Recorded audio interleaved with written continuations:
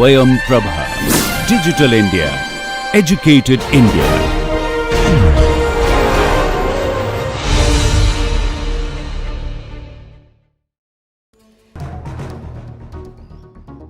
Jnanam Paramam Dhyayam. Knowledge is supreme.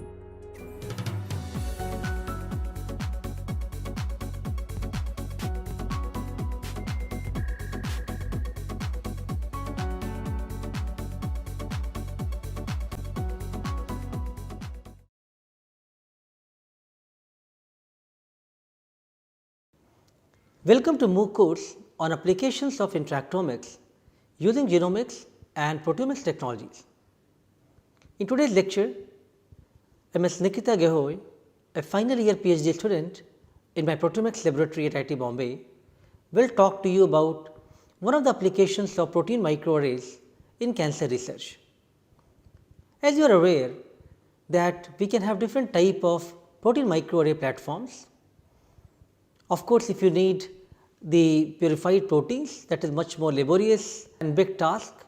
You can also have the genes printed on the chip, you can have the cDNA clones, you can have the tissue or the cell lysates printed, or you can have antibodies. You can have many ways of making arrays. However, if you have the purified protein based protein microarray, that can have lot more impact because it can have tremendous value for many applications. So, for this project we collaborated with a collaborator from Johns Hopkins, Dr. Heng Yu and his lab, and they have made a human proteome arrays, HuProt arrays, where all the possible proteins of humans so far, around 19,000 human proteins have been printed on the chip. And these proteins are printed in duplicate, and along with these proteins there are many spots which are control features. So, by using this kind of array platform, Nikita has tried to use for various type of brain tumor patients who are suffering from gliomas and meningiomas, how to screen these patients' serum sample on HuProt chip and try to identify the potential autoantibodies and biomarkers obtained from this experiment.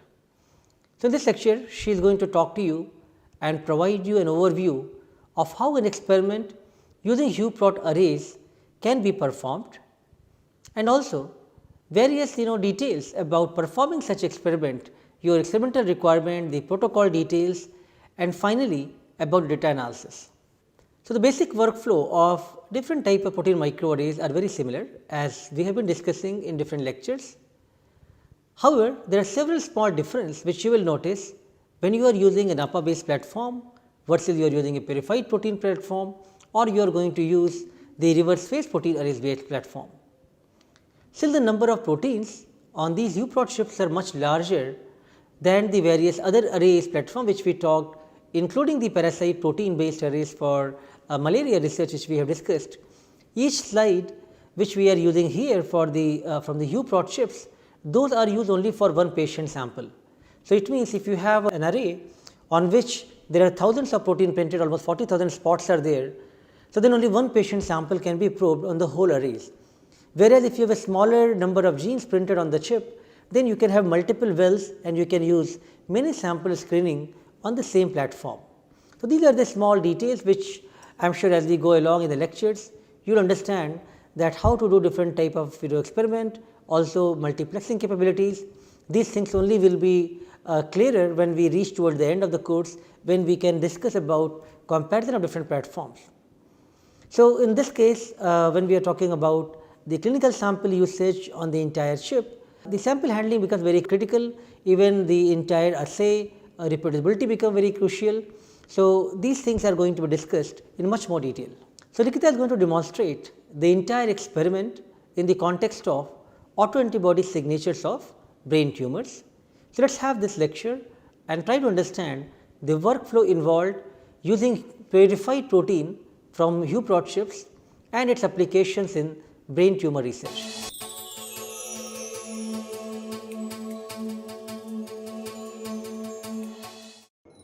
Hello all, today we will be talking about one of the applications of protein microarray in cancer research, which is to detect the presence of autoantibody in cancer patients. I am Nikita Gehoy and I am currently a senior PhD student working on detection of autoantibodies in cancer patients. So, let's start with basics of protein microarrays. So, if you can see in the slide, this is just a basic image of protein microarray slides, and these spots you see are actually the proteins that are printed on the slide. Majorly, protein microarray contains an array of a lot of proteins which are immobilized on a glass surface. And then, what are autoantibodies? Cancers are a cause of lot of mutations, because of which aberrant molecules are produced. Either they are produced in a higher level, or because of altered protein structures, or because the cell death mechanism, cells release a lot of differentially produced molecules which acts as antigens, and then body produces antibody against it. So this can be produced because of a large number of reasons, like neoepitopes, like the proteins are modified because of different splice variants and which body does not recognize as cell, and then antibodies are produced against it. Then sometimes there are proteins which should be present at certain concentration, but then they are produced at a larger concentration, and then body reacts against it and produces antibody against it. See, post-translationally modified proteins, or sometimes it's the expression of proteins are supposed to be present in some different organ, but then they are expressed at other location of the body, which leads to production of antibody. So these antibodies are produced actually against your self proteins, which now acts as foreign, and the immune surveillance detect them as something foreign and creates antibody against it. So in the study design of this experiment will be, we first take a patient cohort, we take sera or CSF from the patient, and then these are the chips which contains around 19,000 proteins, 19,000 protein spots and duplicates. So we incubate the slide with the sera, and then wherever the antibodies are produced against the proteins, this antibody will go and bind to the protein, and then we can detect the signal using Cy3 or Cy5 dyes. So let's talk about the experimental procedure. So the experimental procedure is very similar to that of Western blotting, where the slide contains a lot of protein molecules, and then there are a lot of spaces where the area is empty, and then first we do a blocking experiment where we use BSA and superblock to block the extra spaces where protein is not available. Once that is done, we incubate the slide with patient sera and anti-GST antibody. Anti-GST antibody we put because each and every protein in this chip has a GST tag. So just for the quality control of the slide, every protein spot should bind with the anti-GST antibody, and we see a response against it. And against whichever protein the autoantibody is produced, the autoantibody from the serum will go and bind to it. So we use a cocktail of serum which contains the primary antibody from the human and anti-GST antibody cocktail to incubate it with the slide. After incubation for 2 hours, we wash the slide, and then we incubate it with the secondary antibody which contains Cy3 and Cy5 anti-antibodies, and then we scan it at dual channel. Now let's move on to the hands-on experiment of how autoantibodies are detected using protein microarray. So this is how the slide looks like, and this is just a normal glass slide which contains 19,000 protein spots. This is the area where the spots are printed in duplicates. This is the area where the barcode is present, and you cannot touch the slide where the spots are present. You have to majorly touch the slide here only. This is one of the precautions, otherwise fingerprints can result in erroneous results.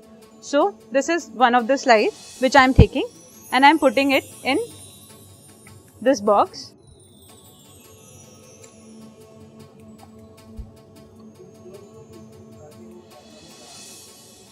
This is another slide. This is an experiment where I am showing 2 slides that can be screened together for screening 2 different patients. So this is another slide. The first step is blocking of the slide. So for that we use BSA and superblock solution, And then this is the slide in the box. We will just pour the BSA and Superblock solution onto the slide.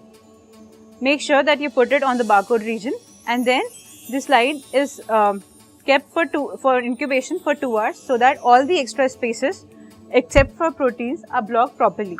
So this is done using a rocker, and we start it, and the rocker keeps on moving for 2 hours. The blocking is done. Speed is kept as such. The slide is covered properly with the blocking solution. So once this blocking step is completed, we take this blocking buffer out.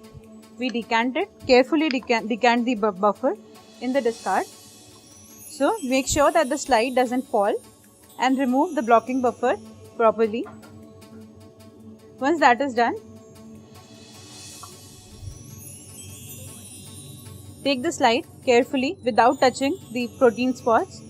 So for that, you can just touch the slide at the barcode region, and then we place the slide carefully into the cassette. So this is the cassette where we place the slide for washing. We will do the same for the another patient. So this is how the cassette looks like, and we keep the slide, keep the protein area facing each other. Now we take the cassette and place it into the buffer for washing. This buffer is 1x TBST, and the pH is set at 7.4, so that the protein structure remains intact. Now we just start. So here you see there is a magnetic bead which is used for the circulation of the buffer. So we start the magnetic bead, and the circulation of the buffer makes sure that the slides are washed properly, so that the extra blocking buffer which is present over the protein spots can get removed properly. This washing step is performed thrice for 10 minutes each. So once the first step of the washing is complete, for the 10 minutes, what we do is we flip the slide, we stop this magnetic bead, and then we flip the slide so that the washing is uniform from both the ends. Make sure that you touch the slide at the corners or at the barcode region, and then we flip the slide and place it again into the washing buffer. Same is repeated for the another slide. Touch the slide at the corners and place it back into the buffer. And now we start the washing again. So this is done thrice, so that all the extra blocking reagent is removed, and the proteins are now available for the primary antibody incubation. So once again, make sure that you close the beak before taking the cassette out, and then now we remove this cassette. And just to remove the extra buffer, what we do is we rinse it with water. So this cassette contains milky water. We take out the slide, and then we rinse it in the water to remove the extra solution. The slide is then spun down to dry and to remove all the extra buffer. So we remove the water by placing the cassette on the tissue, and then we spin it at 900 RPM for 2 minutes. Once the slide is dried, we place the slide back into the boxes.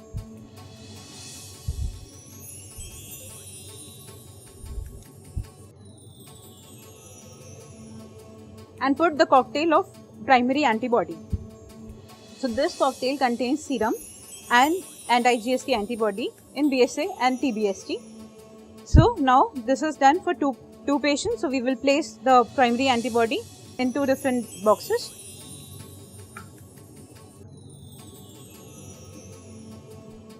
So for patient 2, we will place it onto the sample, onto the slide.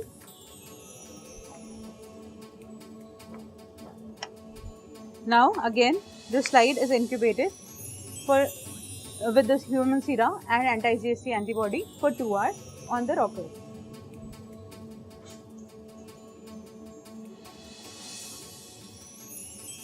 Once the incubation is performed for 2 hours, we decant the serum sample.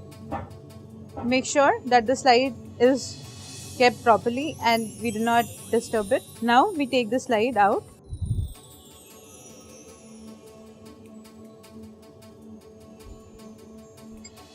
and put it back in the cassette. The same procedure is repeated for the second sample. Make sure that the magnetic bead is placed before you place the cassette into the TBST. Otherwise, the magnetic bead might hit the slide and we can get a blotch in the slide. So here you can see the magnetic bead is already kept with the TBST there. And then we start the washing again.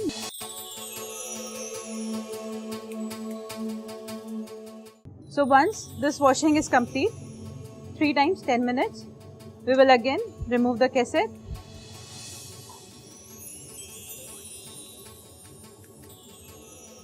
Rinse it with water to remove the extra buffer.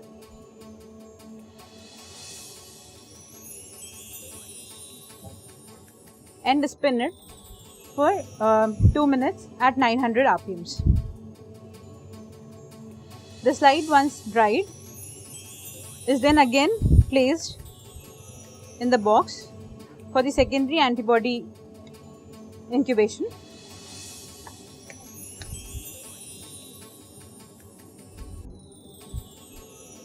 So the secondary antibody mixture is a light sensitive reaction and it contains Cy3 antibody, which is anti-rabbit, that is against anti-GST antibody, and anti-human Cy5 labeled anti-human antibody. So here we will put the solution onto the strip. So now we will do the same thing for the second patient sample. And then, since this is a light sensitive reaction, make sure that the slides are covered with aluminum foil or with some black box so that the light doesn't interfere with the reaction. So then we will start the incubation for 2 hours in dark. After 2 hours, we will stop the reaction. We will do the same procedure, but then everything will be performed in dark.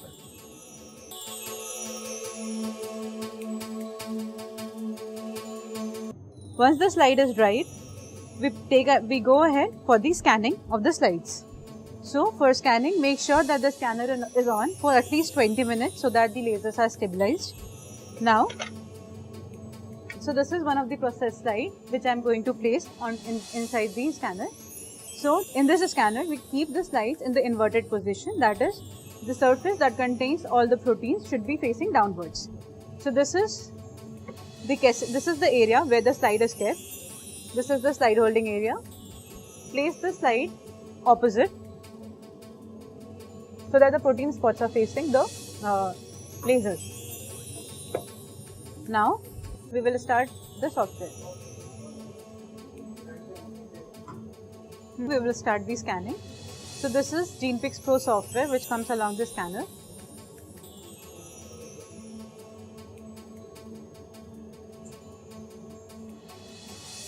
So this is how the interface looks like. So now, because it was a dual channel experiment where we have used both the antibodies together, we will scan it at 635 for the Cy5 labels and at 532 for the Cy3 labels. But once we have set the parameters, now we can also adjust the PMT gain. So PMT gain tells you the saturation or the spot intensity of the slides. So here I'll give you a demo how the PMT gain can change the contrast of the slide. I will demonstrate how the PMT gain can affect the slide intensities. So for now, if we can see, it is getting scanned at 350 PMT gain. So suppose if I increase it to 650, you can see how the scanning has increased. Now if I reduce it to say 200, the intensity of these spots will be reduced. So for the PMT gain settings, we have to make sure that not all the spots are getting saturated. Also, we have to make a balance that we are not losing a lot of intense spots. So for that, there is an option called as Auto PMT. We have to fill in the details here. Once you press the apply button, it will scan at 3 different PMT settings and it will tell what is the best PMT settings for the slides to be scanned. So this is how the scanning parameters are defined. Once the scanning parameters are defined, we go to the scan area and then we scan the slide. So this is how the scan slides looks like, and here this is scanning of dual channel. This is how the one of the block look like. So you can see in the red channel how the spots are visible, also in the green channel how the spots are looking. Now we will lay the grid onto the slide to know what is the location of which protein spot onto the slide. So this is how the grid looks like. Each grid is unique for each version of the slides. So now we take the grid and we try to place it to map where the proteins are. So this is how the grid is laid, and then we try to resize the grid for each and every block. So now you can see the difference between the two blocks. The software has tried to align all the spots with the protein location, and this is how the grid is laid. This is repeated for each and every block. So once this grid is laid, we then for each and every block, we then process the data and then we get the data in form of .gpr file. Hope you have got a basic feel of how the microarray experiment is performed to detect the presence of autoantibody in the cancer patients. So this is one of the applications of protein microarray, which can be used to screen multiple number of proteins using a very small amount of patient sample and to detect the abnormalities in the patients. Thank you.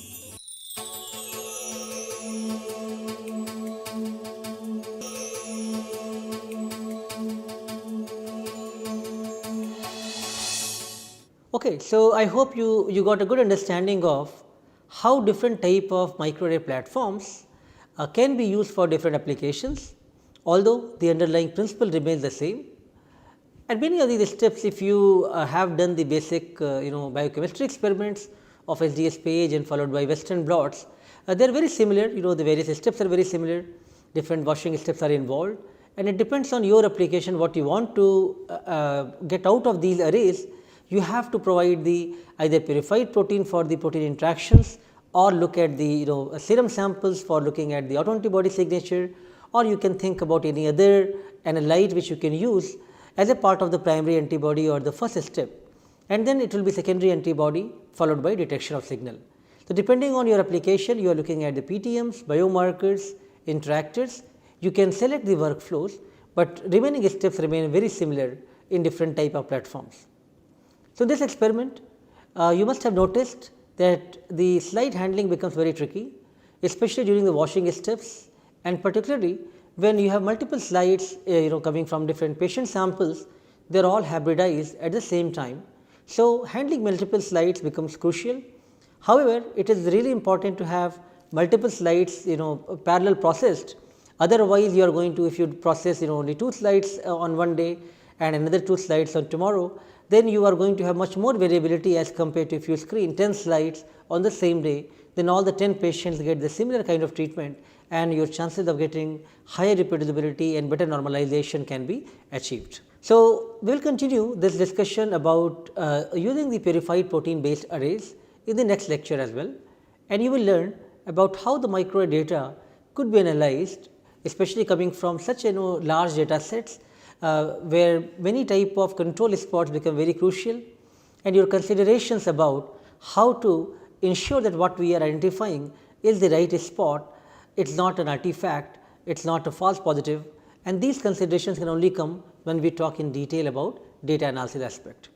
So, we will talk to you about microarray experiment and same application and data analysis in next class. Thank you.